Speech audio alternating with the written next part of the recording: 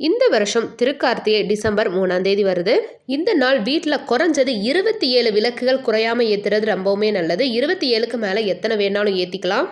எப்போ ஏற்றணும் அப்படின்னா, திருவண்ணாமலையில் அர்த்தநாதீஸ்வரர் வந்த உடனே மலை மேலே தீபம் ஏற்றுவாங்க. மலை மேலே ஏற்றின உடனே நம்ம வீட்டில் முதல்ல வாசலில் இருந்து தான் நம்ம விளக்கை ஏற்றிட்டு உள்ளே வரணும். வாசலில் 2 விளக்கு ஏற்றிட்டு அப்புறம் எங்கெங்கே விளக்கு வைக்கணும்னு நினைக்கிறீங்களோ அங்கெல்லாம் நீங்கள் விளக்கு ஏற்றிக்கலாம்.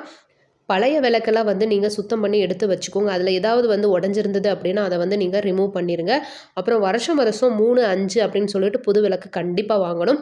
புது விளக்கு வாங்கினீங்க அப்படின்னா முன்னாடி நாள் நைட்டே தண்ணியில் ஊற வச்சு சுத்தம் பண்ணிவிட்டு வெயிலில் காய வச்சு மஞ்சள் குங்குமம் வச்சு அப்புறம் நீங்கள் விளக்கேற்றுங்க. அது பிறகு வெறும் விளக்கை தரையில் வைக்கவே கூடாது. ஒரு வாழை இலையை வாங்கி நீங்கள் சின்ன சின்னதாக கட் பண்ணி வச்சுக்கலாம். இல்லைனா அரச இலை இருக்குது பார்த்தீங்களா, அதில் நீங்கள் இலையை வச்சு அதுக்கு மேலே விளக்கேற்றலாம். எப்பயுமே வெறும் தரையில் மட்டும் விளக்க வச்சிடாதீங்க. இந்த வீடியோ பிடிச்சிருந்தா லைக் பண்ணுங்கள். சிவாய நம. வாழ்க வளமுடன். நல்லதே நடக்கும்.